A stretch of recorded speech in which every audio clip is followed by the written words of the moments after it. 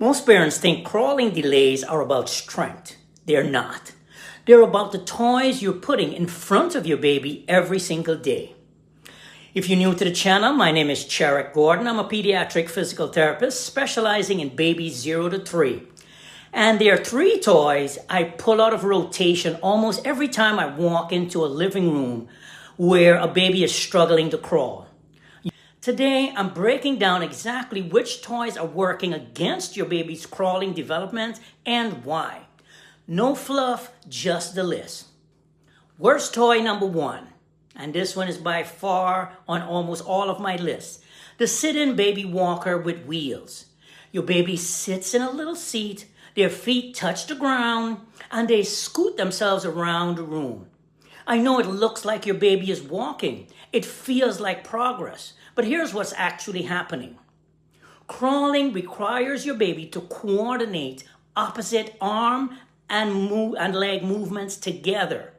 Right arm with left leg, left arm with right leg. That cross-body pattern is one of the most important neurological developments in the entire first year of life. It builds the foundation for not just for crawling, but for walking, running, and believe it or not, even reading later on. In a walker, none of that happens. Their weight is held up by the seat. Their feet push off on their tiptoes. And their brain is learning a movement pattern that has nothing to do with natural crawling or walking development. Here's the scary part. Research shows babies who use these walkers reach motor milestones measurably later than babies who don't. The American Academy of Pediatrics has called for a complete ban on their manufacture and sale.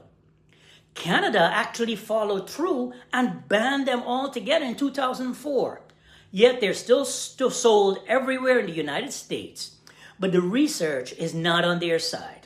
If someone gifted you one, thank them kindly and move it out of rotation. Your baby's floor time is more valuable than any wheeled seat. Let's move on to worst toy number 2, exercisers.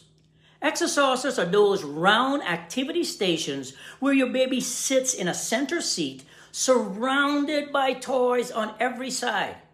Parents love them because babies are happy in them and you get to keep your hands free. I completely understand the appeal. Here's the developmental issue. Before your baby can crawl, they need to build very specific strength through their shoulders, their core, and their hips.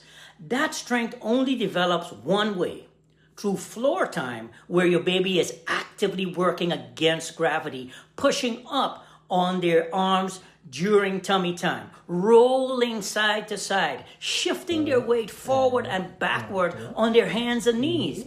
In an exerciser, your baby is upright, fully supported, and completely stationary from the waist down. Sometimes I have parents tell me, "Oh my goodness, look at the way baby is pumping their legs up and down. His legs must be getting so strong." And that is true. Baby's legs are getting strong, but baby is upright and they are not getting that floor time. They're not pushing against gravity, like I said. Worst toy number 3, bumbo seats and similar infant floor seats that prop your baby up into a sitting position before they can sit independently. And I understand why parents use them. You want your baby to see the world. You want face-to-face interaction at meal times. It genuinely feels like you're helping. But here's what sitting actually requires.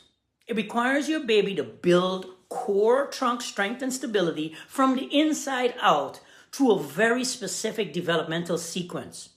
Tummy time first, then rolling, then pushing up into a propped position, then tripod sitting with hands forward for balance, and finally, independent sitting. That sequence is not optional. It's how the spine and core develop properly. When you place your baby in a bumbo seat, you're bypassing that entire sequence. You're providing external support where internal strength is supposed to develop. And that deep hip flexion position with a rounded lower back that the bumbo seat creates is not ideal for spinal development either. Research consistently shows that babies who spend significant time in positioning seats often reach independent sitting later than babies who had floor time to develop naturally. Because sitting has to be earned through the correct movement sequence. There's no shortcut. Here's the bottom line. None of these toys were invented to hurt your baby. They were invented to make your life easier, and they do. But convenience and developmental support are not always the same thing. Your baby doesn't need more toys. Your baby needs floor time, a safe space on the ground, some tummy time, and room to move. That's it. So here's your action steps for today. Look at your play space and count how many sitting containers your baby has access to versus how many floor-based play options, and that ratio will tell you a lot. Now, if you're wondering what to put in your baby's play space instead, I've got you covered. My next video, you can click the link right here, breaks down 3 toys that actually support crawling development, and one of them you probably haven't thought of. Check it out right after this. And if you want to know exactly where your baby should be developmentally month by month, I've put together a free milestone checklist covering gross motor, fine motor, and communication skills from 0 to 12 months. Download it, click the link in the description, download it for free. I'm Charek Gordon, and I will see you in the next video.